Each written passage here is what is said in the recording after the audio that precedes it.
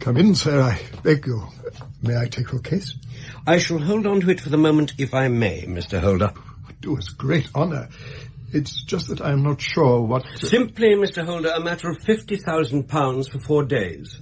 A trifling sum many of my friends would oblige me with, but personal obligation in my case. Indeed, and if my own purse at the moment were able to stand the strain...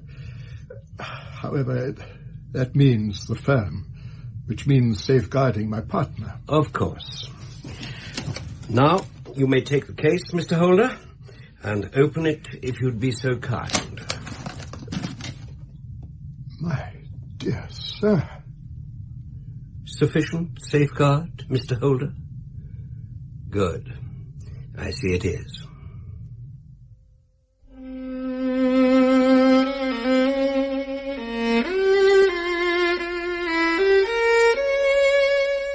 The Beryl, Coronet by Sir Arthur Conan Doyle.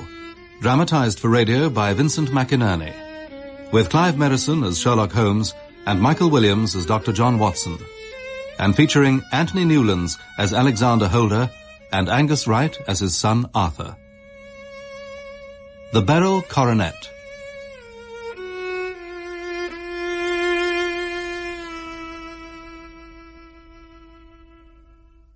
One crisp, sunny February morning, I was standing in our bow window at 221B Baker Street, looking down on yesterday's snow, when my attention was taken by the eccentric conduct of a gentleman coming our way from the direction of the Metropolitan Station. About 50, tall, portly, and imposing, with a massive, strongly marked face and commanding figure. He was running hard, with occasional little springs into the air, such as a weary man gives who is unaccustomed to set any tax upon his legs. The whole thing was so out of the way, I felt obliged to bring it to the attention of my companion, sitting behind me in his armchair. Holmes, here is a madman coming along. Oh, poor fellow. That his relatives should allow him to come out alone. That, Watson, depends on where he is coming to. Why, he's looking up at the number of the houses near us.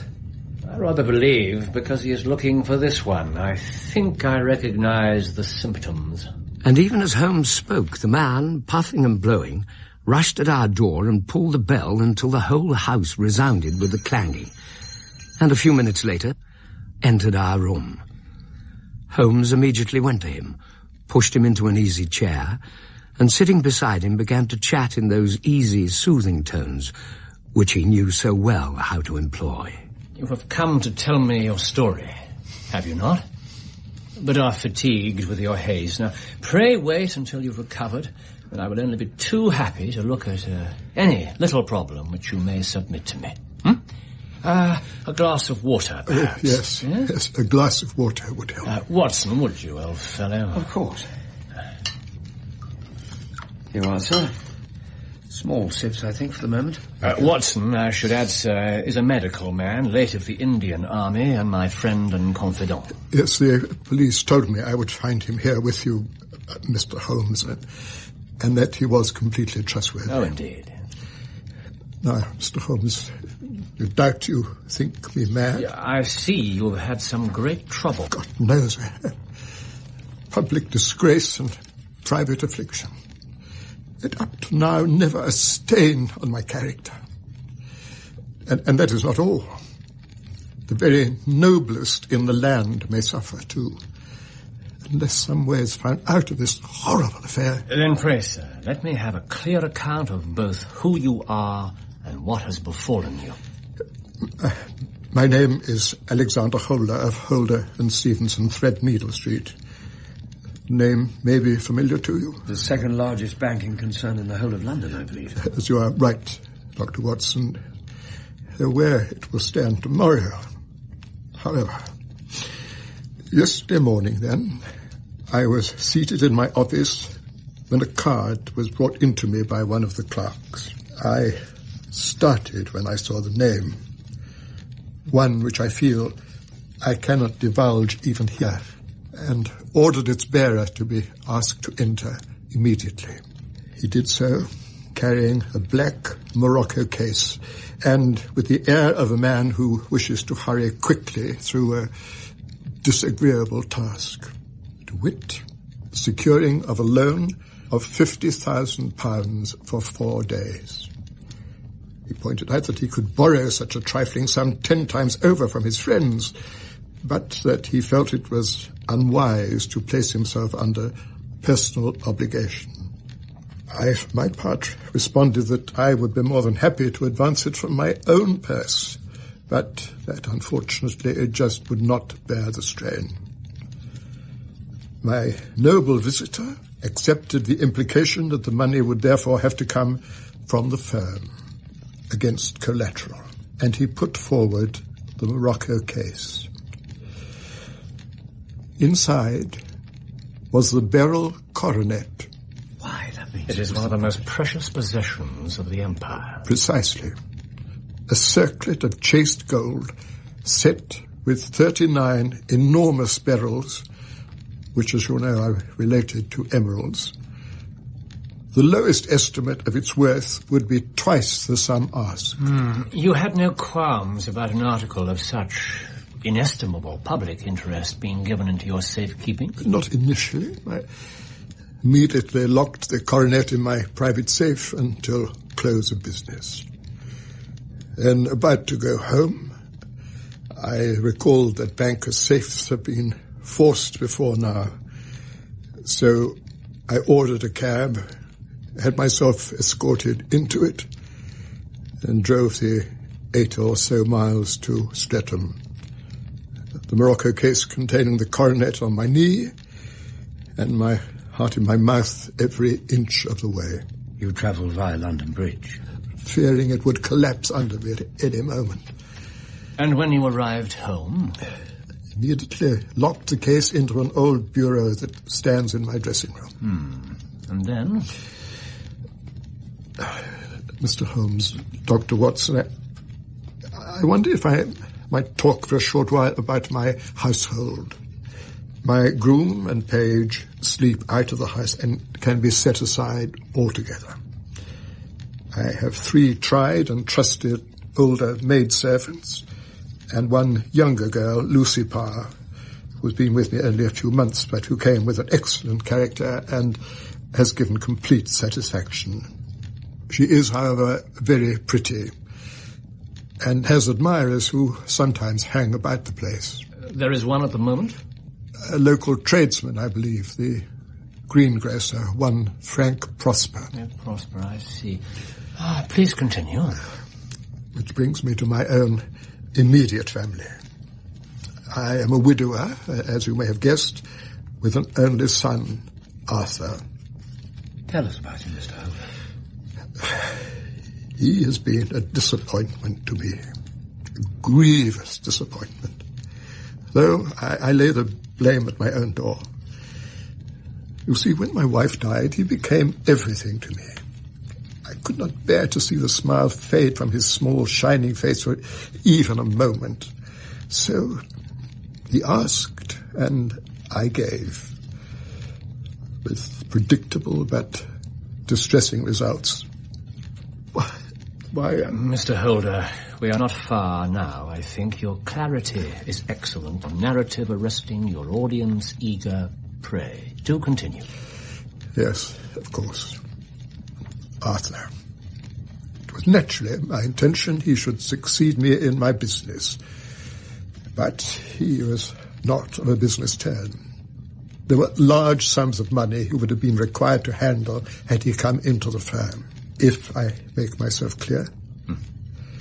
But he is a good lad at heart and so popular, which, unfortunately, when he was younger, led him to be invited to join an aristocratic gaming club. There, purses were long, habits expensive, play deep, and his skill at cards insufficient. At which point he would turn to me for help. Which you afforded him? How could I refuse? At least until the cause of it all is Sir George Burnwell. Arthur has never been the same since he met him. Yet when the man comes to the house, I can hardly resist him myself. Mary, too, feels this. I'm sure, having seen the way she studies him. Mary? My adoptive niece. My dead brother's child. A sunbeam, Mr. Holmes. Ah, if only she and Arthur. Who knows? Had she accepted Arthur's suit, things may not have transpired as they did. There were so many possible permutations, Mr. Holmes, so many... Pray, Mr. Holder, what were these things? Of course.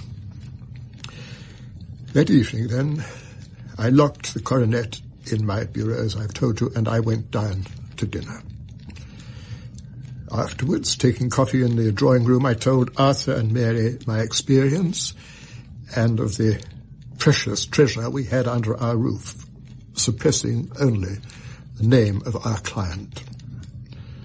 Lucy Power, who had brought the coffee, had, I'm sure, left the room, but I cannot swear that the door was closed. Mary and Arthur were much interested and wanted to see the Coronet, but I decided not to disturb it. Then Arthur asked me where I had put it. I told him in the bureau in my dressing room, but she laughed and intimated that the bureau could be opened with almost any key in the house. This wild way of talking unsettled me, and I decided to retire. Arthur, however, insisted in accompanying me upstairs and followed me into my bedroom. Final effort, I assumed, to persuade me to show him the Coronet. Instead, however, it was just one more request for help. And as I say, I was very tired. £200, and the third time this month. Sir George Burnwell again, I suppose. Among others. Dad. No, Arthur, not Dad. Not this time. Heaven knows I've been generous, thinking if I indulged you for a while, you would eventually come to your senses and give up your high play out of duty and shame, but that is obviously not to be. Yes, you've been very kind, more than kind. And believe me, I am as sick of appealing to you as you are of hearing me. But I must have this money. Otherwise I can never show my face in the club again. I assure you, it has come to that. It is the best reason of all not to give it to you. Well, I agree. But it would mean I leave a dishonoured man, and this you surely cannot want. Dad, just this once. Then I give you my word, I will quit the place of my own accord, and will study finance with a view to joining the firm. You have my solemn word as a gentleman. Will you, Dad? Just once more. And how would your friend Sir George feel about you dropping him and his set? I think Sir George has almost completed the business that brings him to this house, and I have no more money to lose to him. No, I do not think my resigning from the club will greatly distress Sir George. Well, Arthur, you are persuasive, but it is a melody that I have heard too many times. I'm sorry, my boy, but you get no more money from me to settle your debts. Not a farthing. Now, good night. Sir. At which, gentleman, he made me a bow and quietly left. It must have been very hard for you. Very hard. For I would give up my life for him if needs be. But I could not bear to go on financing the eventual death in life to which his profligate ways were leading him. What do you think he meant in his reference to Sir George Burnwell? I have no idea, Mr. Holmes, and I was too distressed to consider it at that time. I suppose it was something to the effect that, having bled my son dry, Sir George would now be off looking to find another gull. And what happened then? Something prompted me to check the house was secure for the night. Duty I usually leave to Mary, but what with... Of course. So I came out of my room and started down the stairs. As I did so, I saw Mary herself at the side window of the hall, which she closed and fastened as I approached, and then came to meet me, looking, I felt, quite disturbed. Uncle, I did not expect to see you. I thought tonight, my child, I would look around myself. What with the Coronet being on the premises. Yes, of course. Did I see you at the hall window there, my dear? Nothing untoward happening outside, I hope? Why, I did hear a noise. Tell me, Uncle, did you give Lucy leave to go out tonight? Certainly not. She came in just now by the back door. She has no doubt only been to the side gate to see someone. But, as you say, what with... Yes, you were quite right. It's far too late for such goings-on. I'll speak to her in the morning. Are you sure everything is fastened? Quite sure. But I will recheck if you wish. No. Your word is good enough, as it always is. So, good night, my child. Good night. Good night, Uncle. I am endeavouring to tell you everything, Mr. Holmes, that may have any bearing on the case, but I beg you, question me on any point I do not make clear. On the contrary, your statement is singularly lucid. Good. For now, I come to a part of my story in which I should wish it to be particularly so. I'm not a very heavy sleeper, and what with the anxiety in my mind, the fact is that about 2 a.m, I was awakened by some sound in the house, which left an impression that a window had been closed somewhere. Suddenly, to my horror, I heard distinctly the soft padding of feet in my dressing room. I threw the covers back and quietly opened the connecting door. The gas was half up, the bureau was open. My son, Arthur, dressed only in shirt and trousers, was standing holding the coronet in both hands. He appeared to be attempting simultaneously to both wrench and bend it. I cried out, and he dropped it. I snatched it up. One of its decorative protruding leaves containing 3 barrels was missing. I could contain myself no longer. You blackguard! You have destroyed it! Dishonoured me! You villain! Where are the jewels? Where are the jewels you have stolen? Stolen? Yes, you thief! Where are they? There are none missing. There cannot be. There are 3 missing. Must I call you a liar as well as a thief? Did I not see you trying to tear off yet another piece? You have called me names enough, and I will stand it no longer. I will leave the house in the morning and make my own way in the world. You shall leave in the hands of the police. I shall have this matter probed to its conclusion. Then call them, Father, and let them find what they can. They shall learn nothing from me. The whole establishment was astir by now, and Mary rushed in, followed by 2 of the older housemaids. When Mary saw the coronet and Arthur, she gave a scream and fell to the ground. I sent one of the housemaids for the police, instructing the other to tend my niece. Arthur stood silent and white-faced near the wall until the arrival of the inspector and constable, and then asked if I intended to charge him with theft. I replied that as the ruined coronet was national property, the law must be invoked. At that point, he told me that it would be to both our advantages if he were to be allowed to leave the house for 5 minutes. I asked him once more to tell me what he had done with the missing stones, and that if he did so, all would be forgiven and forgotten. His reply was that I should keep my forgiveness for those who asked for it. Shortly after, I gave him into custody. This morning, he was removed to a cell, and I have now hurried round to you. The police confess they can make nothing of it. There is already a reward of £1,000. Mr. Holmes, I have lost my honour, my gems, and my son in one night. What am I to do? Watson, my cherry wood pipe from behind you, if you will, old fellow. Thank you. Mr. Holder, do you receive much company? None, save my partner and his family. Occasionally we would meet a friend of Arthur's who would call.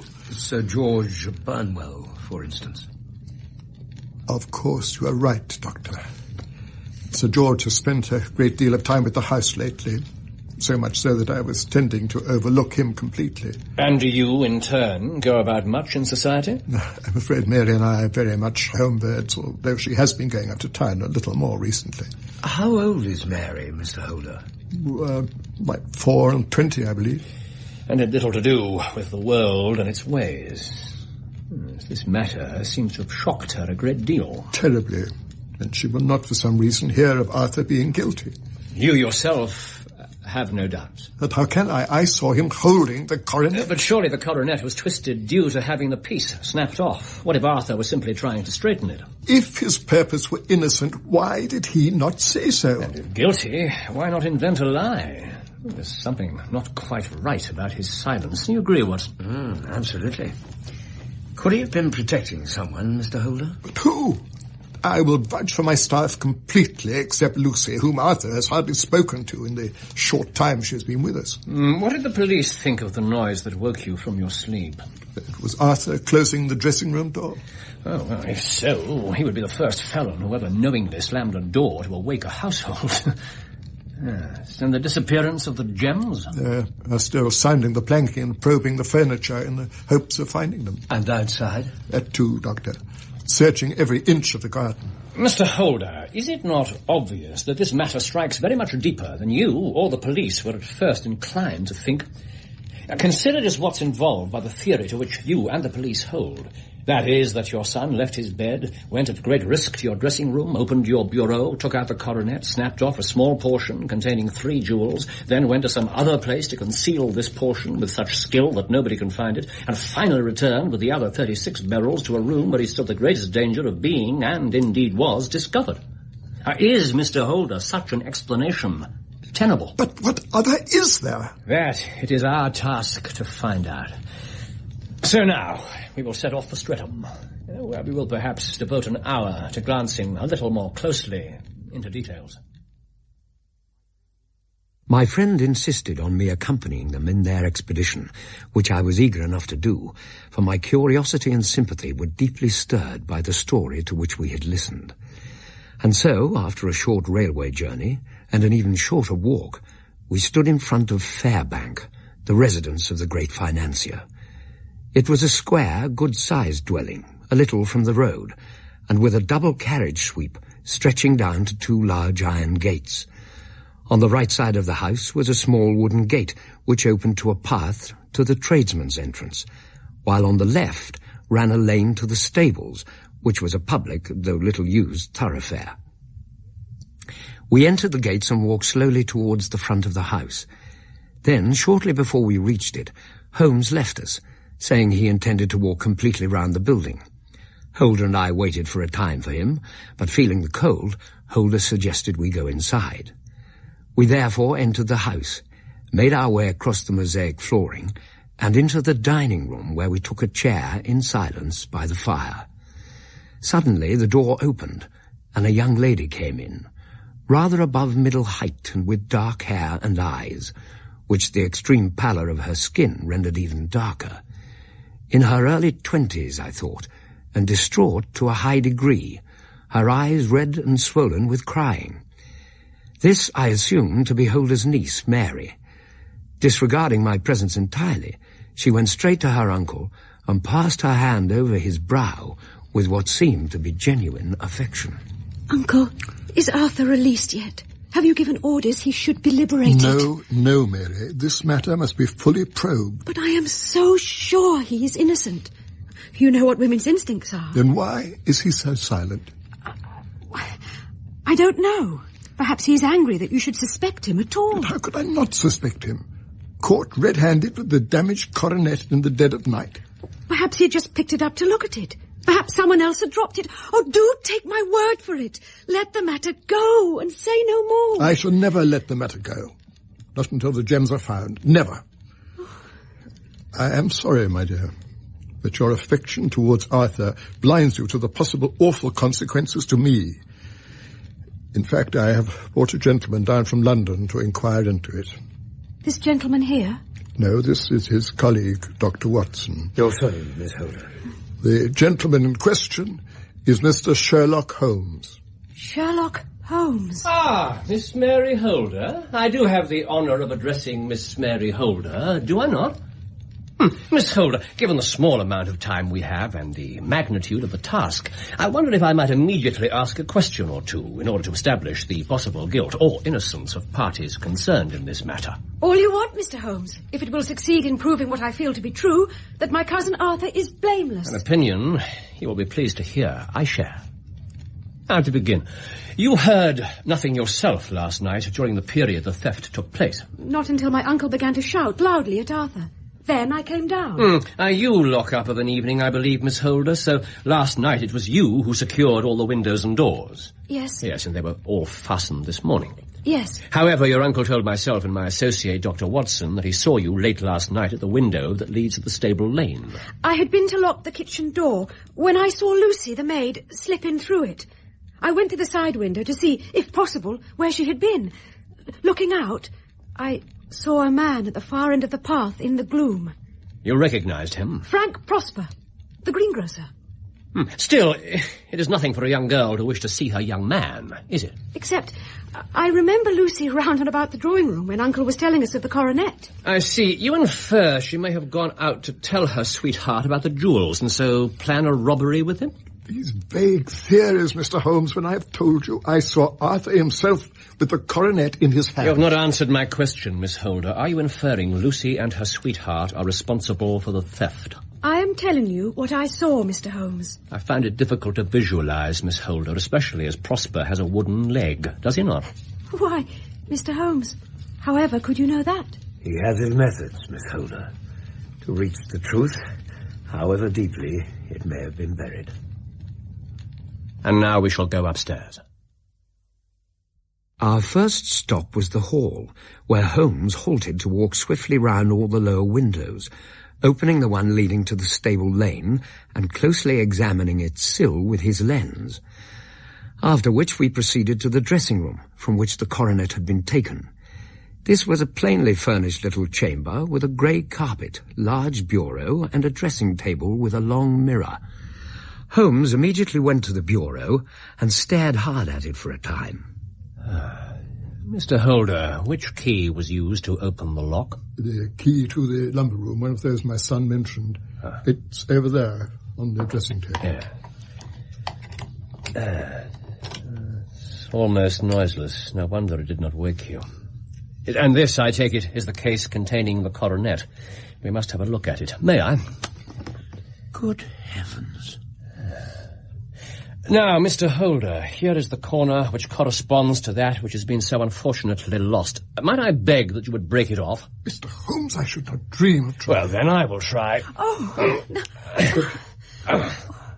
Yes, no, even though I'm exceptionally strong in the fingers. And what do you think would happen if I did manage to snap it, Watson? Crack like a pistol shot, I should think. Exactly, which would certainly carry a few yards to where you slept in the next room, Mr. Holder. So why did your uncle not hear this noise, Miss Holder? I am perplexed. Indeed. Your son had no shoes or slippers on when you saw him? No, nothing but his trousers and shirt. Thank you. We've certainly been favoured by extraordinary luck during this inquiry, and it'll be entirely our own fault if we do not clear it up. So now, with your permission, I shall continue my investigations outside and alone. Miss Holder, I will see you later. Watson, I shall find you... Why, with me in the drawing room, I hope. Taking tea? In which place, if I may, I will eventually join you. After Holmes had left, Holder and I made our way downstairs for some refreshment. We asked Miss Holder to join us, but pleading a headache, she instead went off to her room. For more than an hour, Holmes was absent, finally appearing at the door, his feet heavy with snow, his features as inscrutable as ever. I think I have now seen all there is to see, Mr. Holder, and can now serve you best by returning to my rooms. Watson... But Mr. Holmes, the gems, where are they? I cannot tell. Then my son... Can you give me no hope on any score? Call upon me between 9 and 10 tomorrow morning, and I will do what I can to clarify the position. And, Mr. Holder, I am to understand, am I not, that you give me carte blanche to act for you?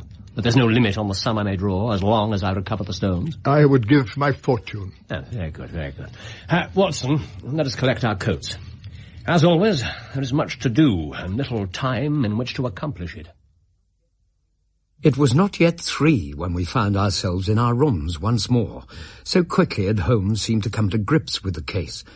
And indeed, once back inside 221B, he immediately vanished into his bedroom, whence he emerged a few moments later, dressed as a common loafer, and with his shiny cedar coat, his red cravat, and his exceedingly worn boots, he was a perfect sample of that class.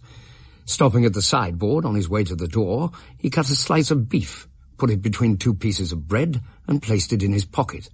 I inquired where he was going. He indicated that it was to purchase some new footwear, and then, with a twinkle in his eye, abruptly left. I sighed and settled before the fire, toasting both a muffin and myself. And then, what with the early beginning to the day, the cold outside, the heat inside, well, before I knew it... It was tea time, and Holmes burst in swinging an old elastic-sided boot in one hand. Then, after informing me he had been back to Streatham, amongst other places, he went to his room, changed into his regular clothing, poured himself a cup of tea, borrowed my service pistol, and vanished again. And the next time I saw him was the following morning at the breakfast table, and fresh and trim as possible. Excuse me beginning without you, Watson, but you remember our client has an early appointment this morning. In fact, I shouldn't be surprised if that were he. Come in. Some coffee, old fella. Yes. Here, let me. Mr. Holder. Mr. Holmes, Dr. Watson. Mr. Holder, what on earth? Gentlemen, I must sit. I have become an old man overnight, and I see from your expressions that I must now look like one. Here, Mr. Holder, join us, I beg you. Some coffee. Thank you, Dr. Watson, thank you. My dear sir, what has happened? What has happened is that 2 days ago I was happy and prosperous without a care in the world, while now I am left to a lonely and dishonoured old age. My niece, Mary, has deserted me. My dear I wanted to speak to her this morning. The servants couldn't find her. Her bed had not been slept in, and this note was lying on the hall table. Watson, would you? Dearest uncle, I feel I have brought this trouble on you, and that if I had acted differently, this terrible misfortune might not have occurred. I cannot, with this thought, be ever again happy under your roof, and feel that I must leave you forever. Do not worry about my future, for that's provided for. And above all, do not search for me, for it will be a fruitless labour. In life or in death, I am your loving Mary. Sir Holmes, do you have any idea what could have happened to her? What does this mean? What it means, Mr. Holder, is that the best of all possible solutions has occurred. But are you mad, Mr. Holmes? Why, this note may imply that she has killed herself. Yes, she may well have done, but not in the way you think.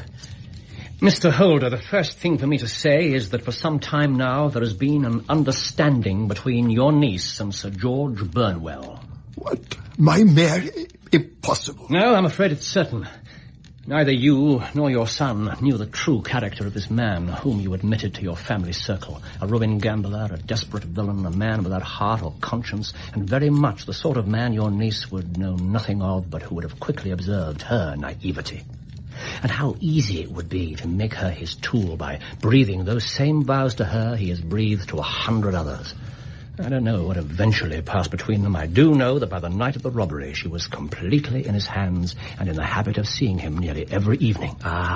The hall window. Correct. You recall, Mr. Holder, how you came downstairs that night to check the house was secure and caught your niece at the hall window. She immediately spoke of Lucy having been outside in order to lull any sense of suspicion that you might have had. But what had really happened was that your niece had been speaking through the window to Sir George Burnwell and had told him, no doubt as a piece of lover's gossip, of the coronet. He, however, immediately saw his chance and, bending her to his will, persuaded her to help him steal it. This is terrible. Awful. How can I believe it? I only thought I knew that Mary loved me. And so she did, and still does, as no doubt she still loves Arthur. But there are women in whom the love of a lover extinguishes all other loves, and Mary, I think, falls into this category. But to continue with my narrative, your niece had given Sir George Burnwell the information about the coronet. He ensnared her into stealing it and passing it out of the hall window to him. All of which would have gone to plan, except your son, Arthur, was uneasy that night with his gambling debts hanging over him, and lying awake heard the soft tread of his cousin Mary passing his door. Looking out, he saw her entering your dressing room. He slipped on some clothes and waited until she emerged with a coronet, followed her downstairs and saw her pass it out through the window and then slip back to her room. He took no action against her, as this would have meant him being responsible for the exposure of the woman he loved. But as soon as she left the scene, Arthur threw open the window and vaulted out. He caught up with Sir George at the end of the lane where a struggle ensued for the jewels. Something snapped, and your son found himself holding the coronet. He rushed back inside, slamming the hall window, and then up to your dressing room, where, simply thinking the coronet twisted, he was trying to straighten it when you came in and accused him. Good heavens, is this possible? Which, of course, is why he wanted to go out for 5 minutes to look for the missing piece. Indeed, and also why Miss Holder fainted when she saw the scene between Arthur and his father, not because of any rush of horror at the scene, but because she realized Arthur must know the sequence of events. And the part she played in them. And yet my brave boy still quietly accepted my blame. Oh, was ever a father so blind? Oh, Arthur, what have I done? Your son, Mr. Holder, was fully and rightly expecting your thanks. Instead, you had him arrested. Dr. Watson, I wonder, is there any more coffee? Let me have your cup, Mr. Holder. Of course, I knew nothing of this when I arrived at the house. What I did know was that snow had fallen heavily in the recent past and had then frozen. Snow bears readily definable imprints of boots, shoes, and feet, and freezing records them. I therefore made it my immediate business to walk right round the house to discover what I could. In the tradesman's path was a simple story. A woman's prints and another set, round at one side. A female had spoken with a male with a wooden leg. I assumed this was the maidservant and her greengrocer, and gave them no more thought, notwithstanding your niece's constant effort to throw suspicion on them. The stable path, however, told a far more sinister and complicated tale. A double line of tracks of a booted man going to, then coming from, the side window. Then a second double line of naked feet, in part over the prints of the boots. I followed both these sets of prints to the end of the lane. There the snow was all cut up, as if a struggle had taken place. There were also a few bloodstains on the ground. Then Boots, as we shall call him, went on by himself, while naked footprints turned back to the house. I followed Boots a few more yards down the lane to the pavement, where another bloodstain told me it was Boots who had been cut in the melee, at which point I made my way back to examine the inside of the property, and especially the hall. I recall you seemed to pay great interest to the sill of the side window. Where I found the imprint of a bare foot, which in turn enabled me to reach an initial conclusion. A man had been waiting outside the house. Somebody had brought him the gems. This deed had been overseen by someone with bare feet who pursued and struggled with a thief for the coronet. But I had to ask myself, who was this opponent, and who had brought the coronet to the window to give to this opponent, and who had given chase? And the pursuer was obviously your son, whom you've already described as only wearing trousers and shirt. But what of the identity of the others? This is fascinating, Mr. Holmes. Shocking, but fascinating. So what then? It's an old maxim of mine that when you've excluded the impossible, whatever remains, however improbable, must be the truth. Now, I knew it was not you who brought down the coronet, which left your niece and the maids. But if it were one of the maids, your son would not allow himself to be accused in her place, which left only your niece, whom Arthur loved and would therefore naturally want to protect. But who was her confederate? A lover, certainly, for who else could outweigh the love and gratitude she felt for you? But as she never went out and you hardly received, how could she have met this lover unless it was a friend of your son's? Sir George Burnwell. Yes, a man known as bearing a highly doubtful reputation among women. And if I could prove he owned the boots which fitted the imprints in the snow... So you came home, donned a disguise, and called on him. Brilliant. Not quite, Watson. Initially, I called on his man, offered to purchase a pair of Sir George's cast-off boots, and then took one of them to Streatham to try it against the footprint. And it fitted? Perfectly. Holmes, you excel yourself. Well, you may be right, Watson, you may be right, but I still wanted a final check. If Boots were Sir George, this would mean he'd sustained a wound. So again, I came home, changed my clothes, borrowed your pistol, and went to call. But this time on Sir George himself, and as my own man. Mr. Sherlock Holmes to see you, sir. Thank you, Johnny. I think I recognise you. That'll be all for the moment. Come in, Mr. Holmes. You'll take something, I trust? Johnny, that will be all. I've seen that cove somewhere before, Cap. My God, Johnny, if I could meet your wages, I'd turn you off tomorrow. I tell you, I've seen him. Johnny, that will be all. Well, if you won't take any notice of me, that's all right. There's a distinct servant problem these days, Mr. Holmes. Now, Madeira? A nasty cut, Sir George, over your eye. A slip on the ice. It's very easy for one to lose one's footing in uncertain conditions. Which is why one should always be sure of keeping a supply of excellent footwear to hand. I, in fact, purchased a pair of your old boots earlier today from your servant. Really? Their workmanship was quite unique, quite unmistakable in size and cut, I should imagine, to anyone really interested in identifying them.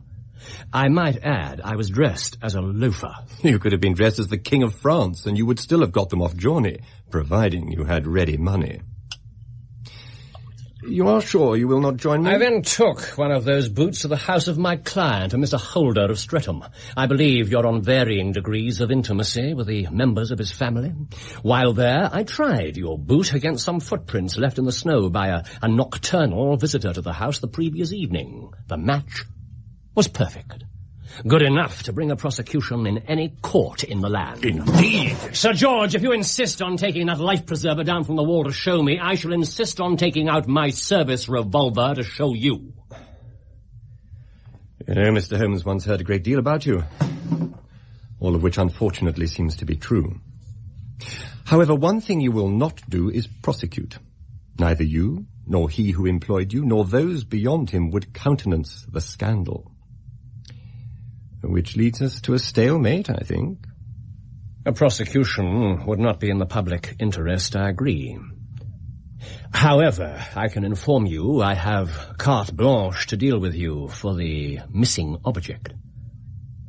I propose £1,000 apiece for the stones you hold. That is to say, give me the missing piece. 3,000? 3,000? Dash it all, Mr. Holmes, I've been done. I let him go 600 the job lot. Now, tell me truthfully, there's a good fellow. Was ever a man's luck as bad as mine? What an unmitigated scoundrel. Perfectly dreadful. And little remains to be said.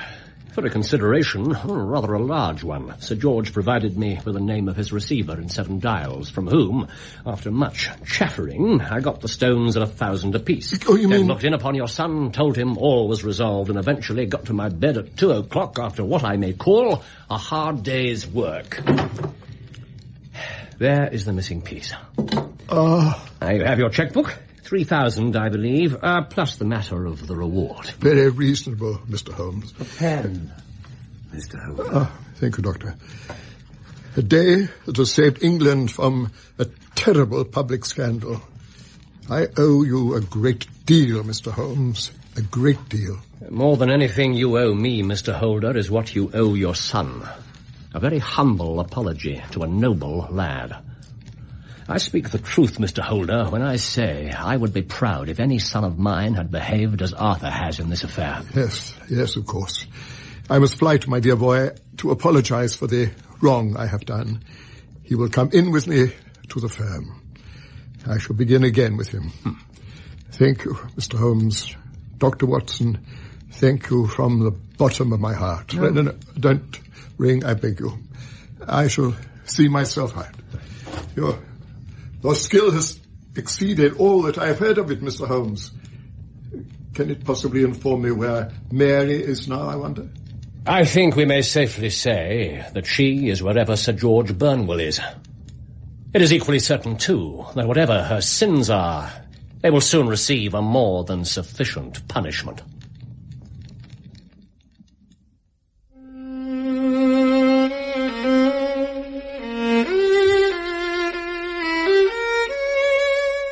In The Beryl Coronet, Sherlock Holmes was played by Clive Merrison and Dr. Watson by Michael Williams.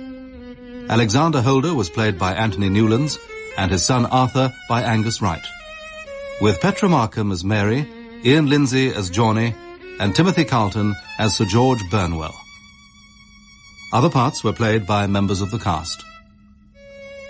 The violinist was Leonard Friedman. The Beryl Coronet was dramatized for radio by Vincent McInerney and directed by Enid Williams.